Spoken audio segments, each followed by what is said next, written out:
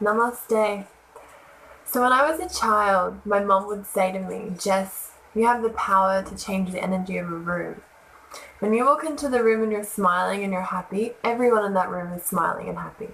When you walk into the room angry and upset, everyone in the room feels that. And I never understood the ability that I had to be able to create positivity and create positive change. For so long, I was stuck in this negative thought cycle, in this darkness that I couldn't get myself out of. I didn't have the understanding that I have now. You know, my friend asked me the other day if there was a pivotal moment in my life that changed through that depression, that 7-year battle of depression. And I thought to myself, and I said that it was when my brother died. It was a combination of feeling how that felt, the effect of losing someone so close to you, and witnessing the effect that that has on the people around you, and the effect that that would have had on the people around me if I was the one to have passed. But it was also a moment that I remember was when the moment that my brother was taken out of the ICU unit and he was wheeled away because my parents decided that he was going to donate his organs, as he had lost oxygen to his brain, so he didn't actually have the opportunity to live a healthy life. He was a vegetable, ultimately. And I remember after him being taken away, I left the hospital. My dad had already left. He couldn't bear to see that. And he couldn't bear for my mum to see how much pain he was in.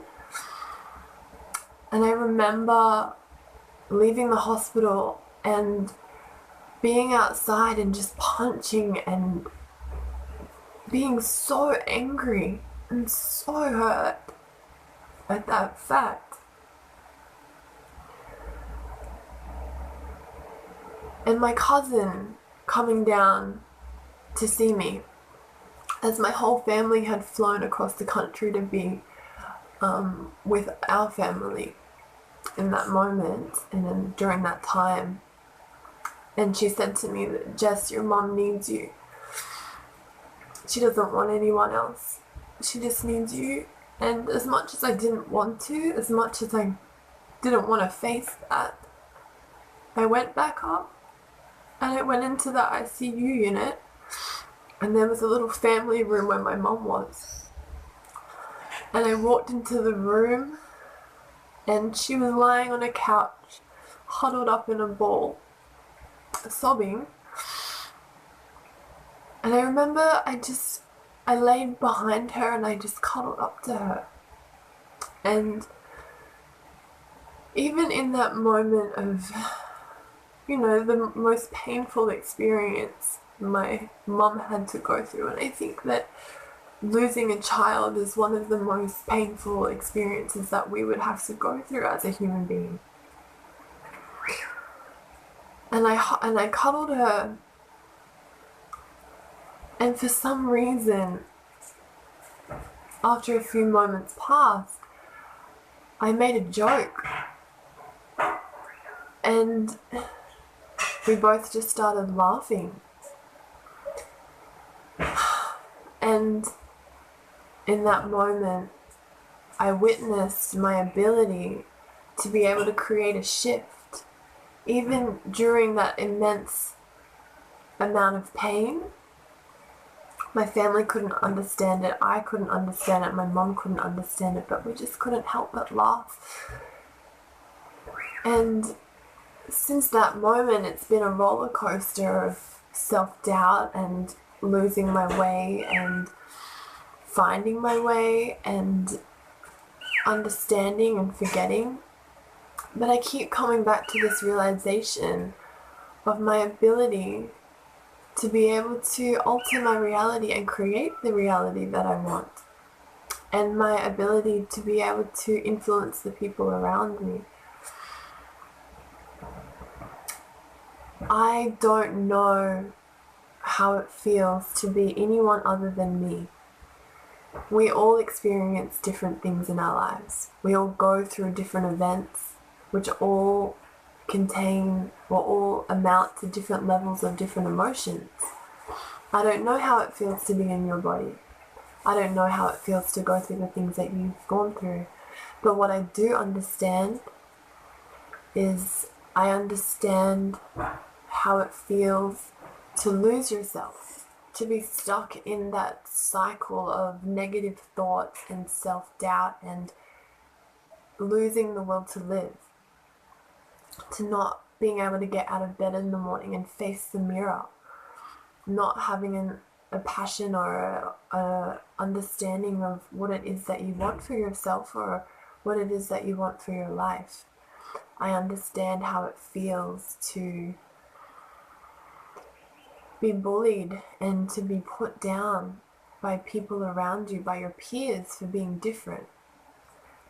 I understand how it feels to have no money and to rely on the pure generosity of the human beings around you.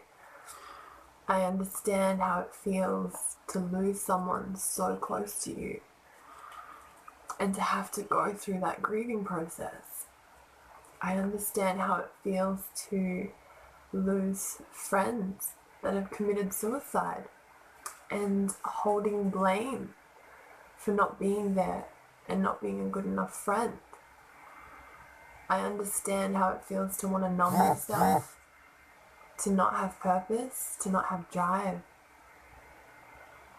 But what I've also come to understand is that we have a choice.